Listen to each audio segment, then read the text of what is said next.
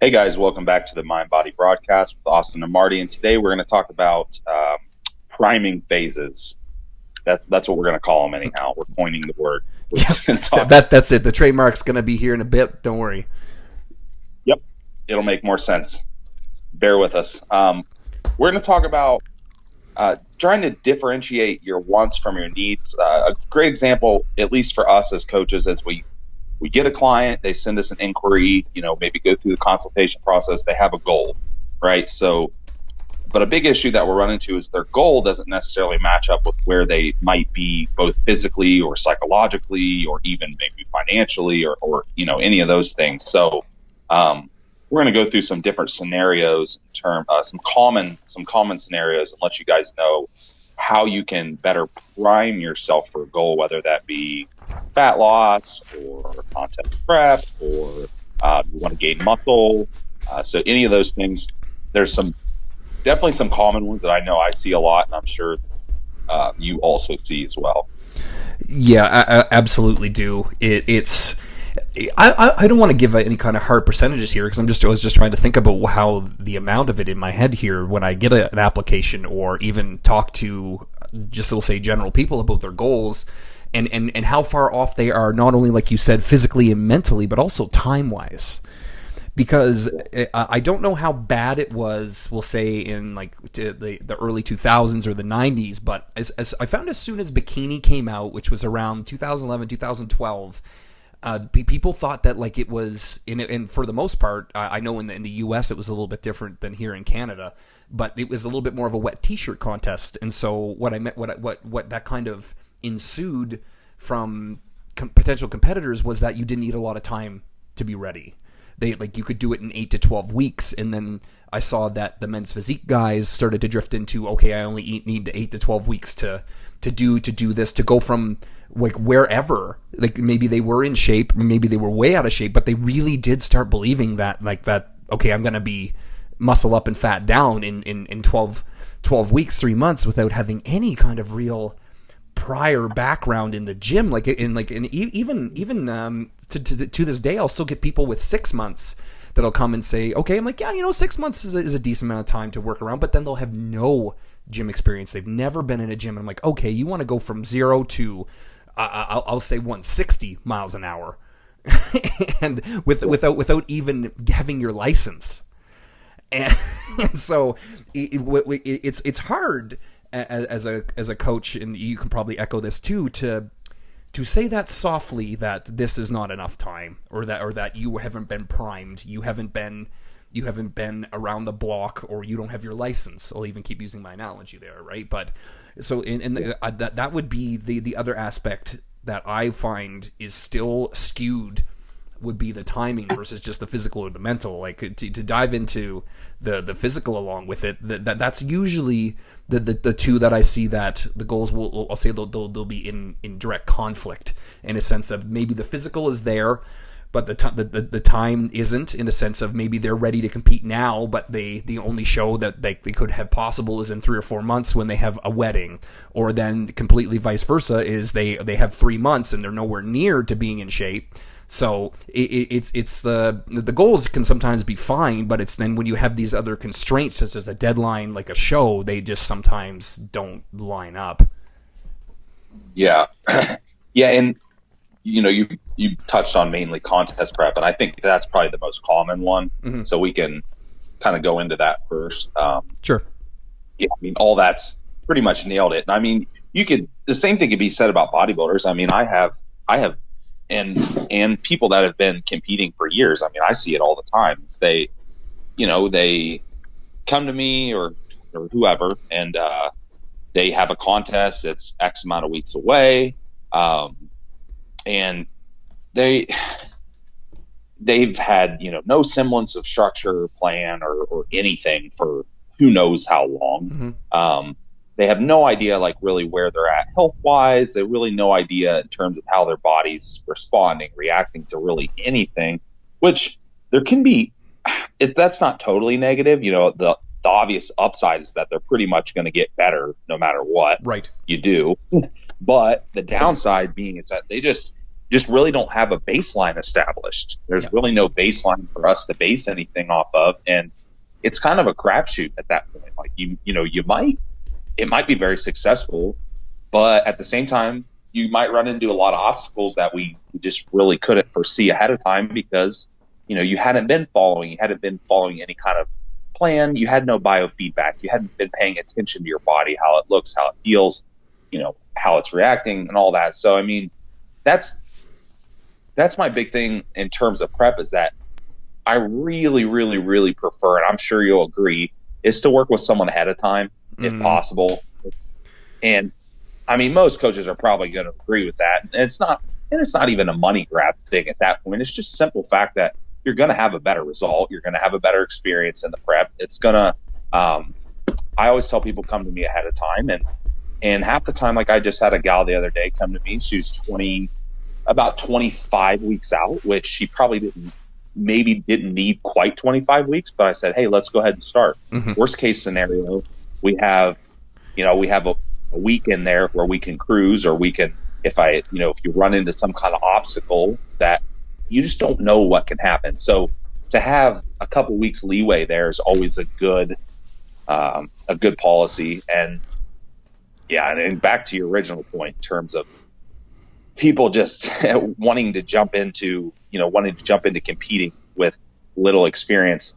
The thing that really, it's not even necessarily the physical part that scares me about that, is because normally their body's pretty fresh. You know what I mean? Like, you're going to be able to, they probably get in shape the easiest, their first prep out of any prep, unless they're like really, really, overweight.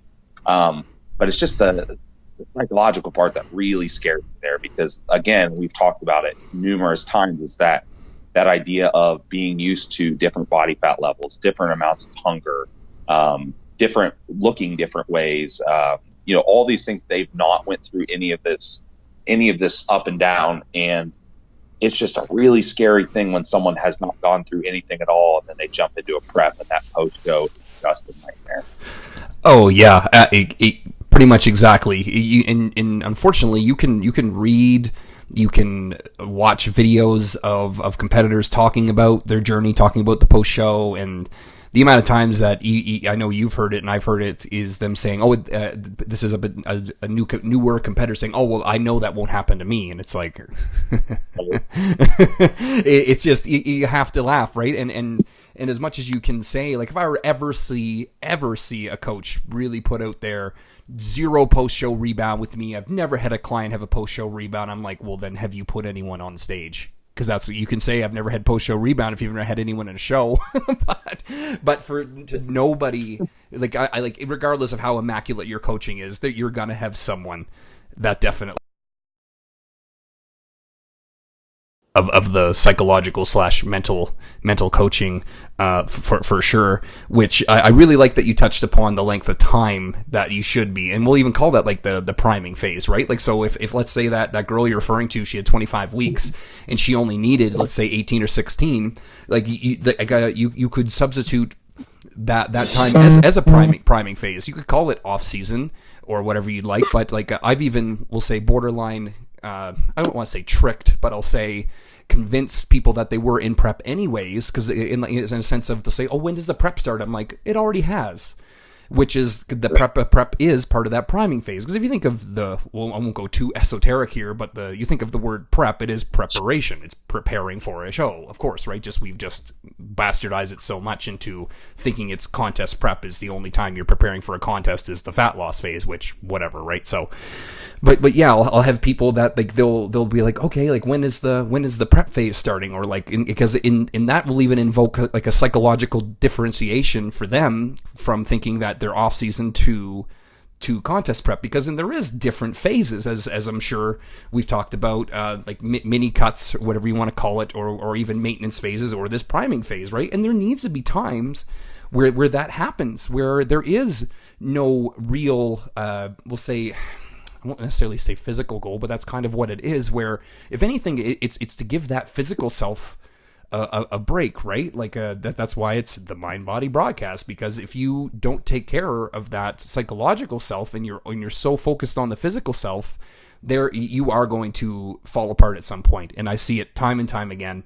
Where either because of everything is so focused on the physical that like either they're not expanding their learning, or they're not expanding their relationships, or something happens at work or something, and or just they are now unable to deal with any kind of psychological stress, whether it's good or bad. If they will say get proposed to, they'll be like, where did this come from? Or let's say they lose their job, the same thing, like where did this come from? Because they won't see the signs, because they haven't had a break from, we'll say, extreme mass gain versus extreme fat loss phase. So those priming phases can be not only invaluable for your, of course, the physical, but it's like a glorified oil change, I would say. And you can add on or correct me here if I'm saying that, but like if people make fun of me for using too many analogies of cars, because no, I know we're not cars, but it's an easy way to think about it though. But if you think about the body as a car, yes, I'm going there, but you can't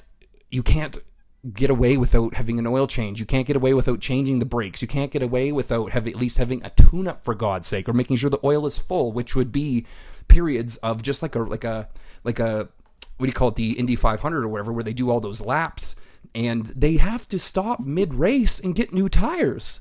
Like, and so here we are as competitors, or we'll say physique athletes, thinking that we never need to pull over to get new tires. It's like these cars go lightning fast all the time, and they even know that they're smart enough to need to pull over. And what happens when they don't? A tire blows, then they're out of the race. And that's one of the most perfect analogies that I've got, is that you've got to pull over and to have your crew, which would be your coach or whatever, or even yourself, if you know how to change your own oil, that's wicked. Good for you. You're saving yourself some money, but you got to take those times to pull over and prime the car or prime your body to get back to go again. Yeah, I like that. That's perfect. Coming through straight out of Marty's mouth. Yeah, from Marty's mouth. There's the first one already. We're at what, 10 minutes in? There we go. Yeah. So to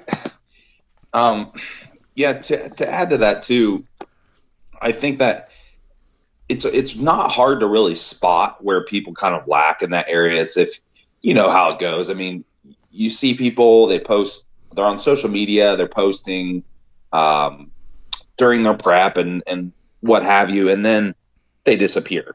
And not only do they disappear, but they disappear to maybe never be seen again. I think a good way to, and this is not by any means a stab at coaches or anything, but I see it a lot. So I just feel like this kind of mentality is lacking, because I do see, I'll see some people pump out a lot of prep clients, but it's like, and I've been around long enough that you would think that you would see these people pop up again somewhere in like a 10-year span, Yep. But they never do. You know what I mean? They never do. Or if I see them on social media and then, I look at what they're doing now, and hey, and don't get me wrong, like maybe they competed and they just didn't like competing because they didn't want to compete anymore. Mm-hmm. But, now you see them really overweight, and they're, drinking and doing, God knows what else. And just a totally different person. I mean, how many people have you seen go through a prep, for example, and they had no exit strategy, and they had no priming phase, and they had no experience beforehand, and then of course 6 months down the line they blame bodybuilding for all their problems? Too many. Far too many. Yeah. So before we won't go down that rabbit hole, that's kind of a different subtopic, but yeah, for sure, prep's probably the biggest one in terms of the priming phase. Best policy is, if you want to work with somebody, just work with them indefinitely. And if budget doesn't allow, at least budget a little bit extra time. And it doesn't even hurt too if you reach out to the coach ahead of time. Like somebody, if I get somebody that emails me and their contest is 6 months from now, and they're like, hey, I can't, I think I probably need about 20 weeks. But I wanted to get a hold of you ahead of time. I hope that's okay. I'm like, of course that's okay. You know what I mean? Like, I'm not, and I'm totally cool with, even though they haven't paid yet or any of that stuff, we don't have a plan, I'm still perfectly willing to give my input. Right. Because I know that all that's going to do is set them up better once we get started, they're going to be ready to roll. Their body is going to be responsive. It's going to be in the right place. So yeah, I mean, absolutely. I mean, you can even go further than 6 months ahead. Go 8 months ahead. It's Oh not. I yeah. mean, Yep. it's a couple months before your prep starts is going to fly by. It's Mm-hmm. going to fly. So you can get your ducks in a row, and make sure everything that is ready to rock and roll before you start. Absolutely. Yeah. Yeah. I couldn't.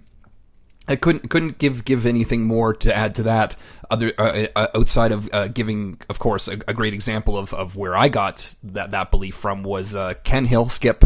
I remember seeing on his website or him talking something about that, how he said if someone wanted to hire him for peak week, it was $1,000 US. And I was like, Yeah. wow. Like I was thinking back in like 2009 or whenever I saw this, I was like, wow, that's a huge figure. I was like, that's some people what they charge for the entire prep or something like that. But then I found out the rationale behind it was because it was a scare tactic. It was like, this means don't compete.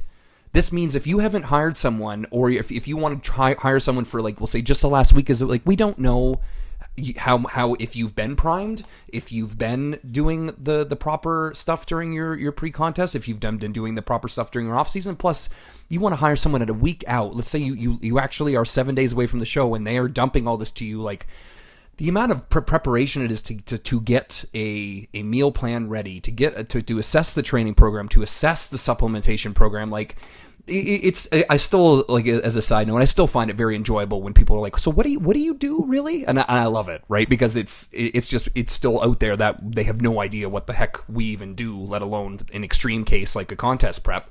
But for that last week to take everything that they've been doing, all the adjustments they've been doing for X amount of weeks beforehand, and go, okay, and then look at the photos of what if they have them, if they don't have them, and oh my gosh, if they don't have this information, it's like, what have you been doing the entire prep? What do you mean you just been winging it? Okay, sounds good.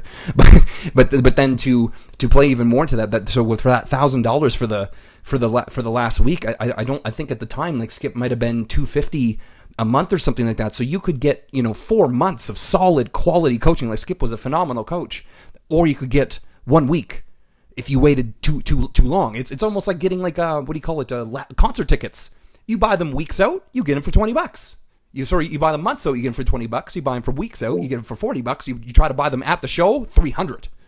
So it's like you might pay and you might get the seat ticket, but even going further, of course, here's another analogy for you. But, like, let's say you're going to get a scalp ticket and you buy it and you go to the door, it might be fake. And that might be if you leave your deadline too close before the show. You might not make it to the show because you waited too long to get your damn tickets, right?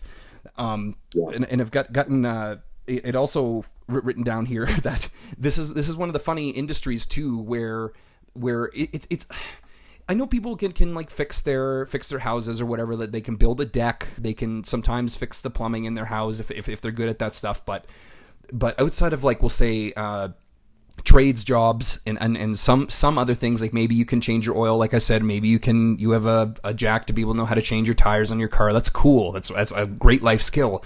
But I don't know anyone that says, yeah, I'm going to do my own dentistry, or yeah, I'm going to do my own surgery, or yeah, I'm gonna do my own taxes. Some can, or so let's even take that further, do their own taxes for business. But it's like, where I'm going with this is that people think, yeah, I can get into shape all by myself, especially for a contest show. And that's where I find there's kind of that disconnect, is that it's for some reason people think you should just inherently know how to do this. Like, oh, just drop your carbs, just drop your food, up your cardio. And it's like, imagine if someone's like, you were trying to build a deck, someone said, just smack some wood together with some nails. Like, that's all it is. Like, what do you mean measurements? What do you mean you got to treat the wood? What do you mean it's got to be the right type of wood? What do you mean you got to make sure it doesn't sink into the ground? And even that stuff, and I know you, like, I'll keep going with this analogy because I've seen some do-it-yourselfers that have built their fences, built their decks, and, like, you can go, okay, I can tell you did it yourself. I can just tell that you didn't have the proper help, or even painting. Like, I just had my condo that I'm going to be renting out here in the other city. I mean, I had it professionally painted, and someone said, you could do that. I'm like, but I won't do it as good. It'll take me 3 times as long, and I'm better off doing other things as opposed to me taking some money and paying this guy, because it's well worth my time and my money. And I hope everyone listening gets where I'm going when I say that. Yeah. No, I outsource a lot of stuff now. People are like, why don't you do that? I'm like, well, because that cost me X amount of dollars. It took takes 3 hours and I can make 4 times that much. And it took them 15 minutes to do it. Oh yeah, You know what I mean? So, and like okay. I'll steal the mic back from you for a second there, but like that timing thing, like how you said, like people like okay, maybe they couldn't afford the contest prep or whatever, like or the full length. Let's say they were going to hire you for 8 months, but they can only afford 6. So you go back to that analogy, how like you said that it might cost you a little bit more, but they could do it in 15 minutes. But they're here, you're making so much more doing what you do for work, as opposed to you taking the time to build the pro. Like if we were to add up some people. And like, I remember talking to another trainer that I worked with about 8 years ago named Tracy, and she said, "How long does it take you to build a program, Marty?" I said, "Oh, well, it kind of depends on the program." She said, "How?" I said, "How long does it take you?" She goes, "About 10 hours." And I was like, "Are you kidding me?" She goes, "No, I'm really good at building boot camp programs for my girls," because she was a boot camp instructor. She goes, "But to build a solid weight training program," I was just like, "Oh my gosh, 10 hours per program per client." I was like, no, I was like, that does not take me that kind of time. But so if I were to think back, and if she were to take the 10 hours, or she actually, I don't think she does personal training anymore for her clients. So, but to take those 10 hours, and if you were to translate that into how much you could do work that you do and make X amount of whatever, you would probably be able to pay for those extra 2 months from 6 to 8 months of coaching with Austin. And then you will have better coaching per se than of course if you did it yourself, unless you are a phenomenal self-coaching person, which that does happen. It's rare, but that does happen. But you summed it up. Like, I'm going to pay someone to do this for me, and I'm going to go do what I do best to make the money to ensure that this is going to be a professionally done job. Yeah, it's well, and it's, I mean, and there's some other real obvious things in there too that make it beneficial. Just the whole stress component and being objective and all that stuff. Not that somebody doesn't know how to do it, but I mean, why do you think there's plenty of coaches that use coaches? And Yeah. So yeah, I definitely agree with everything there. So let's kind of transition a little bit into the opposite. So let's talk about muscle growth and some of the things that need to be in place to have a productive growth phase. This I think is even less talked about, just because the lack of successful off seasons or growth, phases, I guess, that people have. Like, it seems like outside of people that just have pretty solid genetics and can just eat and train heavy, and like the average person that has to be a little more meticulous, there's a real scarcity of people having like productive off seasons year to year to year. Mm-hmm. And yeah, I mean, like I said, there are those people that they're just like, oh, just eat and train. I'm like, yeah, that works for you, but that doesn't work for Joe Schmo that has Pee Wee Herman genetics over here. That just doesn't. You know what I mean? Like, oh yeah, I just love that you said Pee Wee Herman. You just made my day. Yeah. Okay. Yeah. Yeah. I mean, it's just not going to work. That's right. And you see guys talk about it on the Facebook groups, and they used to talk about it on the forums back in the day and stuff. I'm like, yeah, your example is completely irrelevant to 95%, or maybe not 95, but 75% of average, tiered genetic people. So, Mm-hmm. So some of the things, probably the biggest one, and I like going back to the coaching, use the coaching as an example. Someone comes to us, they have the goal of gaining muscle. Biggest issue I see is people just have way too much body fat to start. Right.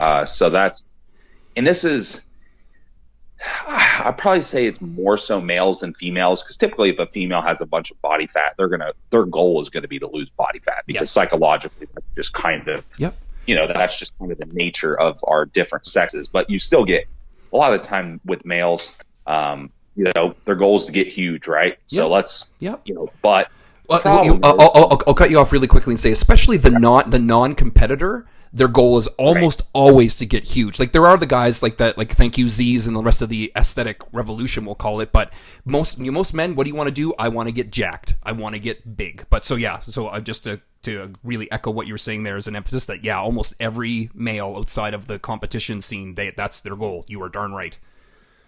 Yeah, and why wouldn't it be? Because exactly, yeah, right. It's nothing wrong with that. I think it's perfectly fine. It's just that they don't understand they don't understand the idea of how the body works in terms of what happens when you're constantly in a caloric surplus, and how that's really not the best thing for you in terms of your insulin sensitivity and inflammation and just, health in general.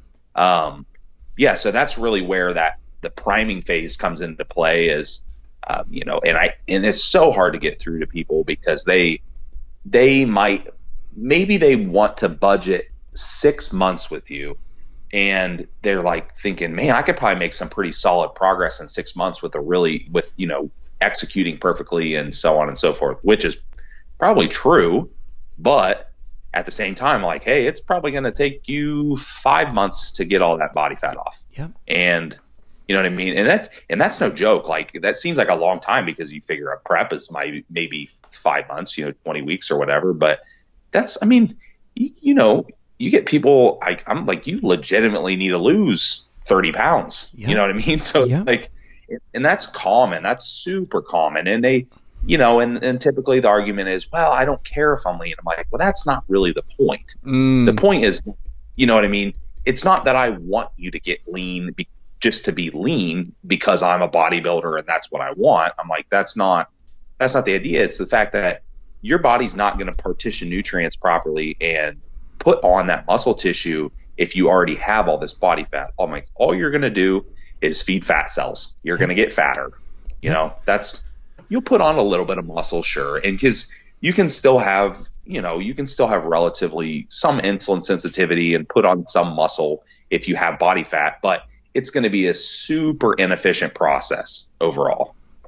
Oh, 100% inefficient, right? Like, I remember there's very few studies that I'll be able to look at and then suck up the exact numbers and always kind of keep them on my file, like a database, like a statistics spit out. But the one that I did look at was the males around 20% body fat, and the males in that 12 to 15% body fat. And then when they had it was a calculated 250 to 350 or whatever your classic proper, we'll say, muscle gain caloric totals and macro totals were, when they did that with the both groups, the guys that were in the 12 to 15 group, it was about half fat and half muscle, which was still mind-blowing to me, because you think when people gain 10 pounds in, let's say, 2 months, that you're hoping that's 8 pounds of muscle, which, let's get real, if I outside of even the beginner phase, it's souped up like with wings on your car,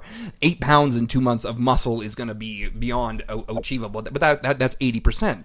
So 0.5 pounds of fat and 0.5 pounds of muscle per pound gain. Like, you think that's really damn good. Like, especially if you gain 10 pounds and that's 5 pounds of fat and 5 pounds of muscle, that's still awesome. Like, I think I would take that trade-off any day, and then be able to retain the muscle and try to lose the fat after you gained it, right? With a priming phase. Haha, knows how to sneak that in there. But then the other, right, exactly. Then the guys in the 20% or plus group, it was 0.7 pounds of fat to 0.3. Like, that was how big of the difference. So if we're talking 10 pounds on each one of and they were around the same weight, that's the thing. Like, they're like, I think it was something like 180 pound males or something like that, and they were resistance trained. It wasn't just fresh off the hot people, like never in the gym. But yeah, so it's that, like, for every 10 pounds, 7 of fat and 3 of muscle, just because they weren't in that range, and that adds up. So, like, 30 pounds, and now you've whacked on another 6 pounds of unnecessary fat just because you weren't quite as lean, and that's could be leading to, like you said, a host of other things. You could be screwing up your insulin sensitivity more. Maybe if the study went on longer, that's going to go from 7 and 3 to 8 and 2. Just because now you are even heavier, you're not getting the same kind of circulation, you're not getting the same amount of effective use out of your carbohydrates, thanks to the insulin resistance creeping up on you. But that's a pretty huge statistic for that. Yeah, and we're talking too. I would assume, and maybe not. Maybe they use like ultrasound or something in the study, but we could even be talking like lean body mass, which is going to be, water and glycogen and all that stuff as well. So, I mean, really, like, how much actual lean dry tissue are you going to put on? And it's it's just like, and I'll be real. I'll be totally honest. Muscle gain is a very long, drawn out, sometimes boring process. Oh man. Um, Yep. it is, and you can, and I don't care how much you enjoy training and how much you enjoy nutrition and everything. You have to enjoy those things to be successful at long-term muscle gain, because really, in terms of like looking at yourself and evaluating muscle gain, it's so much slower than fat loss. And it's just, outside of somebody maybe, that's maybe just coming off of a show and all those like water and glycogen and kind of blows up, or somebody that's like a brand new trainee. But if you've been training for any measurable amount of time, a few years, 4, 5, 6, 7 years, I mean, it's a brutally slow process. Oh well, do you remember the numbers that came out? I think it was either Eric Allen or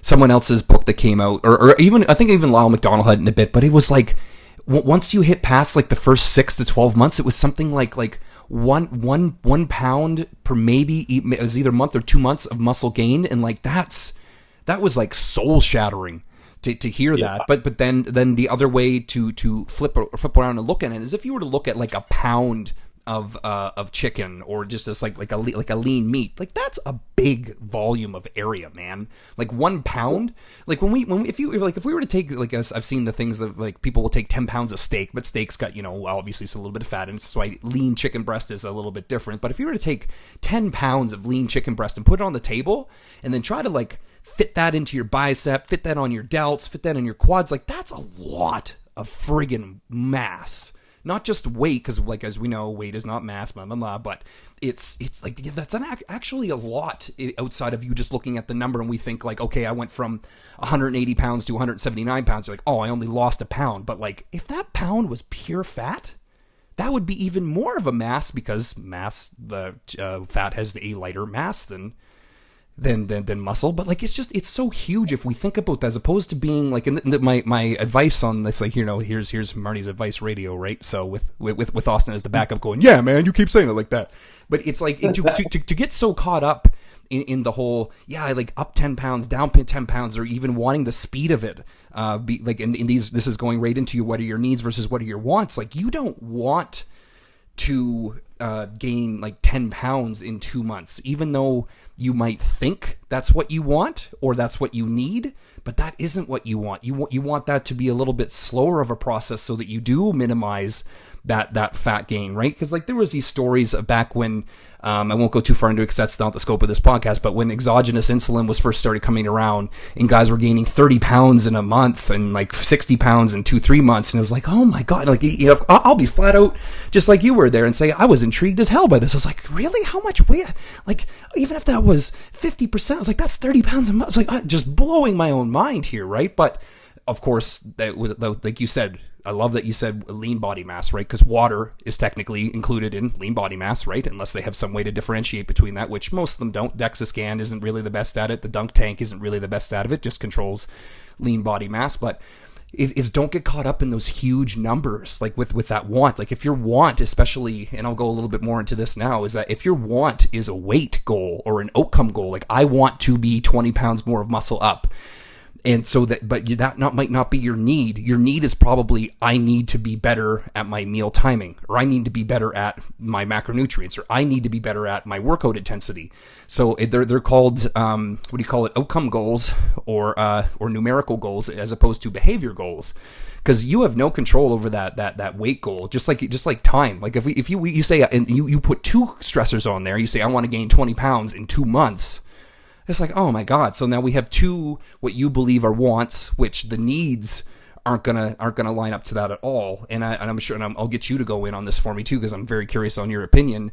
Is how you approach someone where their wants are so far away from their needs that like you can't even pepper it lightly and say, yeah, we can do that. That you have to pretty much say, listen, no, we do have to do something else if you're going to be coaching with me, and it is, and to anyone out there who's looking at a coach, or they've heard, oh, like my coach doesn't want to take me on, or I've interviewed a couple coaches and they don't want to take me on. It's like, well, what are your goals? And if it is something silly, like let's say it's a lady that wants to lose 30 pounds in 2 months, or it's a male that wants to gain 30 pounds in 2 months, and it's just like, are you primed for that? Which is the whole purpose of this podcast. Excuse me. Or is that even realistic? Is that going to match up with your goals? Like the wants and needs thing is, and I'll give Austin all the credit for this topic because he's the one that came up with it, and I think it's fantastic. But they have to be within striking distance of each other. Like if you want to gain, let's say 20 pounds in a year, okay, cool, and then we can map things out in a sense of, let's say I want to do for 6 to 8 weeks of fat loss with the client because that's what they need to be able to get to that, to be able to gain that quality 20 pounds as opposed to just a sloppy 20 pounds. Like I remember this last thing, and I promise I'll give it back to you. I know I've been talking here way too much, but I remember when John Berardi, the creator and owner of Precision Nutrition, when he was talking about weight loss, we were talking about weight loss versus fat loss. He goes, I will make you lose weight. I will make you lose weight so quickly. He goes, I will pump you so full of ephedrine that you won't feel an appetite. I will pump you so full of caffeine that you won't sleep, and you will lose nothing but weight, but it will be weight. And so it's just like, so there's that want goal, whereas being able to educate on what the weight is versus but it was just so crazy to see that, like, yeah, he goes, sure, no problem. I'll make you lose that weight and I'll make you lose it whatever date you want, but you will not like the how or the outcome of it in the end. Oh, beautifully said. Awesome. Well, first thing I would do is I would have them listen to this podcast first and foremost. Yeah, for sure. Yeah, I'm doing this to save myself some breath later on. Yeah, exactly. But no, I mean, it's obviously a hard thing to get through to them for a couple reasons. One is that, they're paying for a service and they have to see value in it, and they're going to have a hard time when they're doing something other than what they want to do. Mm-hmm. So that might be, but of course you can explain it to them, and sometimes it doesn't even matter. Sometimes you can explain it thoroughly as we are now, or close, and it's just really hard to get someone on board. And then I have to be, I guess, have to be a little bit more stern in terms of, right. I'll tell them, I say, look, this is not going to work, and I'll go and I'll intentionally kind of add, like, I don't know how to say it. I'll kind of dramatize it a little bit. I'll use bigger, more scientific words and things like that, and really try to get the point across that because you use simple terms, fat and weight loss and things like that. Yeah, it's only going to register so much. But if I start throwing out big, complicated things and something scientific, then they're like, okay. What that's all that's going to do, not that we didn't already know what we were talking about, but that's just going to show them that we really know what's going on. And we really, to me, at least, if someone's telling me that, I'm like, okay, this guy definitely knows what the heck's going on. Mm-hmm. He is, he knows how this process works. Maybe I'm wrong, or maybe I need to reevaluate. So, that's one way to go about it. And then, of course, in that still might not work, and unfortunately, it's not. You're not going to win them all, and you're not going to be able to get through to some people. But your example of the weight loss is fantastic. I love how he said that. Like, the article was just awesome when he was talking about it. You can, and I've said the same, maybe not the exact words, but I've said the same thing in terms of people, in terms of people in a fat loss phase or a muscle growth phase. I'm like, so what do you really, I'll stop them. I said, hey, what do you really want? You just want me to put weight on you? Because I said, I can do that. I can do that with no regard for your body composition at all. If that's really what you want to do, I mean, you're paying me. I can do it. I can freaking shove food down your throat all day. But same thing with weight loss. I'm like, I can peel everything off of you at the expense of all your muscle tissue and health, and metabolic health and hormonal health and eventually your psychological health later. I said, hey, I can do that. I can make you lose 20 pounds this month if that's what you want. But I said, you're not going to have the outcome that you want at the end, and you're going to be kind of up shit creek. So when you say it like that to people, normally that gets the message across. They're like, yeah, you can't, because at that point, how do you even argue it? Like any sane, semi-logical person is probably not going to argue with that. And if they do, then they probably have some kind of disordered eating or some kind of body image issue or something. And you do run into that too. You'll run into, it does not matter if you explain it perfectly and tell them that they're going to wither away to a skeleton. They do not care because they have a body image issue or an eating disorder or whatever. So you definitely will run into that as well. Well, that's almost propagated by things like the BMI, like as in they'll be told from the doctor, you need to weigh 123 as a girl. And then they have that number in their head. And like you said, they do not care if it's 40% body fat or if it's 15% body fat. If they're not 123, they are not normal. They are not healthy. They are not attractive. You pick your adjective, right? And that's just flat out unfortunate that we do have things like that. Like I even knew a couple guys in high school that had like a hockey playing weight. And I had never heard of this before. But like they needed to be 202 because that's where, according to the science, which I would love to see some of this science, that they needed to play at. They needed to be 202, not 205, not 200, but 202. And I was like, okay, but what about, like, is this based upon your speed is whatnot? And they would say, I don't know. I have no idea. It's like, okay. So they had to make sure that by around time where they were playing for the season, not the off season, but their playing season, that they were 202 because that's where the coach wanted them, right? But I just thought up a very simple analogy to kind of wrap up this for not wrap up the podcast, but just wrap up this idea for people of the priming phase, is that if you wanted to have a deck built or a fence built, you would, and you were to outsource, you were saying to, hey, Mr. Deck builder, hey, Mr. Fence builder, carpenter, I want to have a deck built, and I want it to look like this, and I want it to be like this. And they said, okay, you have uneven land. We need to even out the land first, and then we can put the deck on top to get to your goal, of which is I have a deck in my backyard.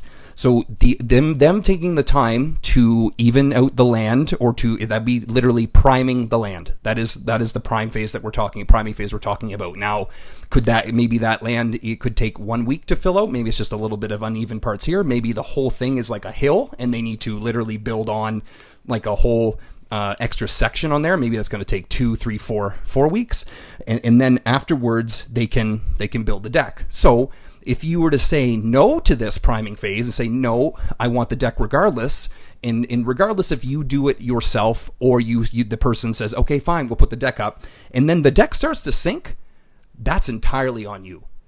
But I've seen, unfortunately, way too many times, and I mean way too, I'm not trying to be melodramatic at all, I've seen way too many times where this has happened, and then so they go ahead, the carpenter builds the deck without evening out the land, and then when it's done, give it a month or two, and then the deck sinks or something like that. The people that bought the deck now blame the carpenter. Yes, go ahead. Gosh, yeah. Unfortunately, that is, yeah. And you see that's perfect. It's always the coach's fault or the carpenter's fault, right? Yeah. It couldn't have been them, even though they were very clearly explained.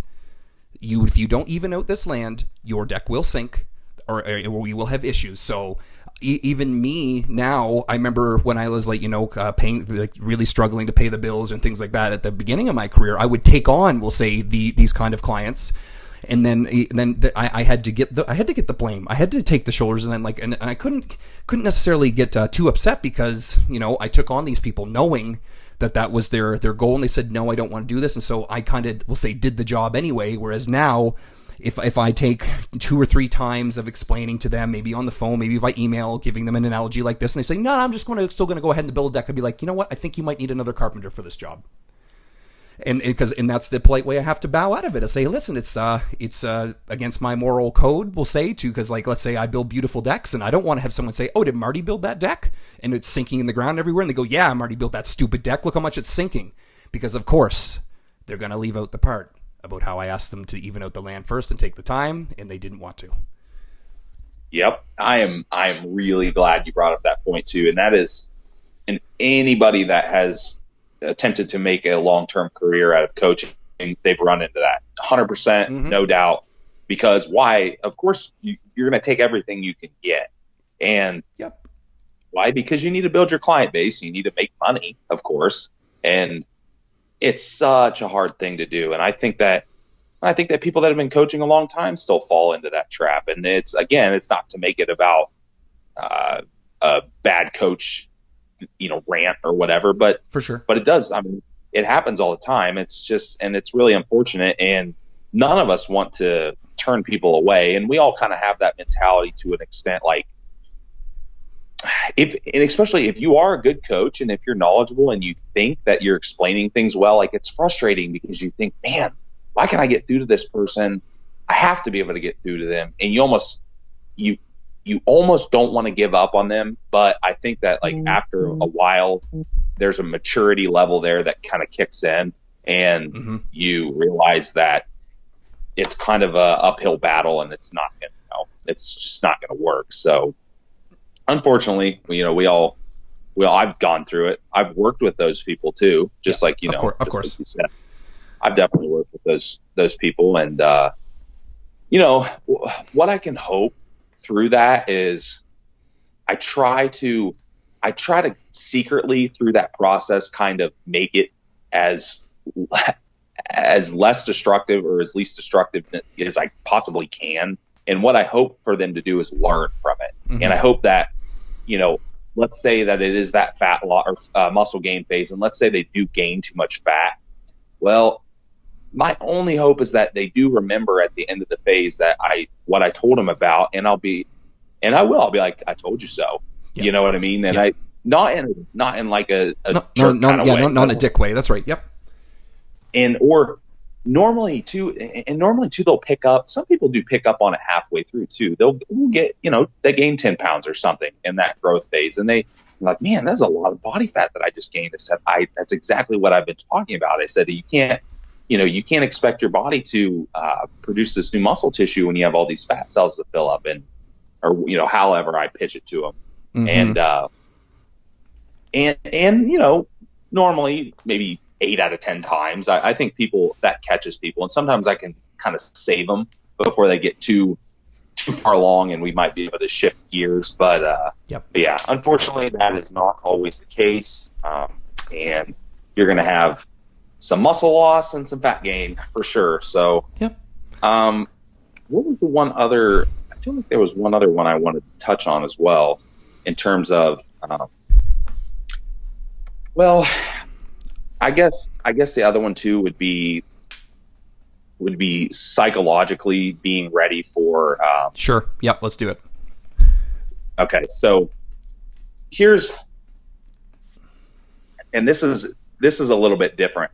I'm going to pitch this a little bit different, because how this lifestyle, in terms of the repetitiveness and the consistency and the kind of the OCD tendencies and all of these things, there's a lot of positive things that come out of it. And this doesn't even have to be competitors, but I always, in my job is to coach people, but I'm always honest with people too, that they're really gung ho about what they're doing, and they're ready to do everything 1,000,000% to the T. And sometimes I get a little bit of resistance when I kind of ease them into it. Or let's say that I maybe make the plan, I add some things into the plan that are a little looser than what they expect. And I don't know if you've ever experienced this, but I've had people that normally general clients, not prep, but they're like, well, I don't want to do this. I'm like, no, I want you to do it. I want you to do it. And there's a reason for it.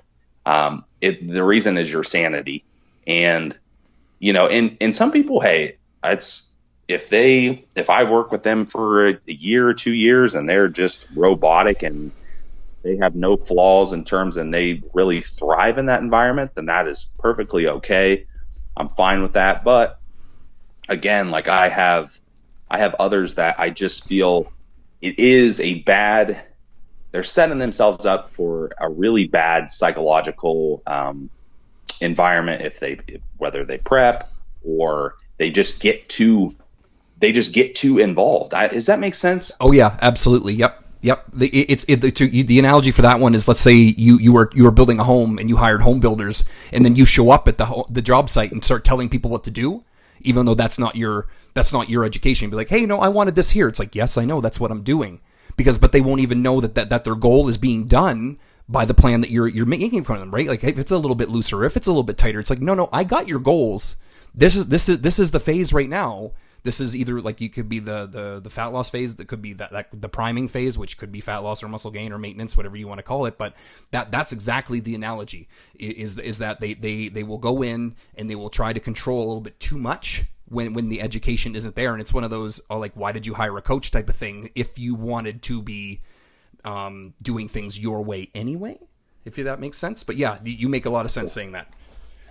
It's almost like it doesn't feel extreme enough for them. Mm-hmm. That's, you know what I mean? Like there's not that extreme aspect to it, when really we're still, like, what we're doing is still going to work towards their goals at the end of the day. So yeah, that's an interesting one. I mean, I've definitely run into a lot of different personality types. I think that is extremely important. I have mixed feelings about, and we can kind of close out the episode with this. This isn't necessarily like priming, per se, but I have some mixed feelings about how people approach this relationship with people. Because for one, we are not therapists. It's not. Yep. That's really not our job. But it's like, well, it's a really fine line. Like, I think some people take that to the extreme and they just don't even want to hear anything. They are kind of in the shut up and do it type of camp, which I don't totally agree with that. But at the same time, you also don't want to get sucked too far into it and end up playing the therapist, because you will. What happens is you set that precedent. You know what I mean? Sure. You set that precedent when you start, and the more you allow, the more it's going to happen, because you didn't put your foot down, you didn't draw those guidelines, and you didn't guide properly. And that's a hard thing, because I saw somebody post the other day about, we're not therapists and yada yada yada, and it was like a really extreme stance on it, like almost either suck it up and do it, or you've got some kind of mental problem, basically, is what they kind of pinning on the person, when you're really not taking into account just the fact that just different personality types in general. I mean, it's like one thing I posted. I don't know. Did you see my post about the topic? Yes, Esther did. Day? Yep. Yeah. And I'll kind of reiterate that here, and that'll be my last kind of thought. Sure thing. For today. Let's see if I can find it. I have it pulled up here. And so while you're doing that there, I will say that if you're looking at your wants and your needs goals, whether it's physically, it's mentally, whatever, I love, because like going way back to the beginning of the episode when you said that you will always give like a little bit of your opinion, and that's what to do. If you don't know if that your wants or in your needs are matched up or similar, is reach out to some coaches.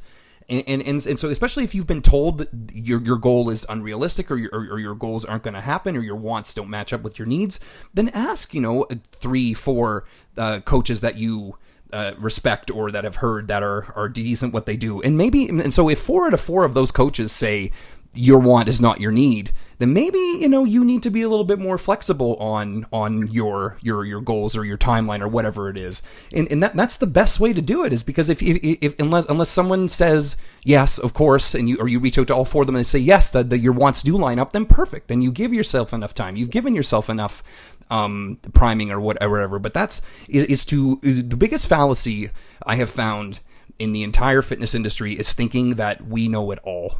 In the sense of either the competitor themselves, the coach themselves, anybody's, that they think that if they believe that they think they know it all, and that they're not wrong, or they're not open to new ideas or open to changing their beliefs, that is by far the biggest thing they're doing wrong. So getting the expert, appealing to expert is what it's called, is going to really help you with differentiating between those wants and those needs. Fantastic. I found it. Perfect. All right. And we can close it out. Yeah, man. A little bit of segment. So, this was going back to people deviating from the plan, or people maybe not. And this doesn't necessarily have to be like people, binge eating or anything. This could just be any any plan deviation. They're not doing their training, whatever. It could be anything. So I said, I'm not singling anyone out, just expressing some observation. I said, it tends to bother me when people are deviating from a nutrition plan and then they automatically get ripped for quote unquote willpower. Right.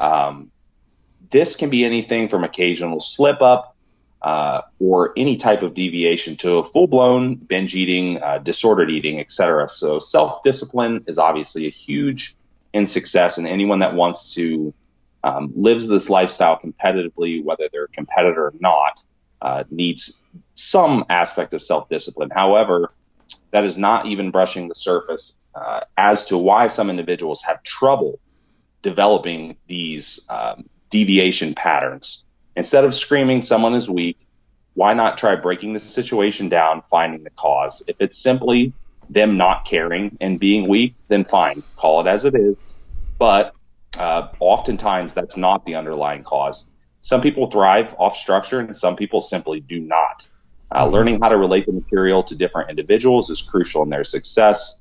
And I truly believe that just about anyone can live a successful, healthy lifestyle, but it's not always as simple as giving them a plan and telling them to follow it and then collecting your money. So I'm not saying that a coach should play a therapist, because they shouldn't. However, if a theme is reoccurring, some simple investigation questions can go a long ways.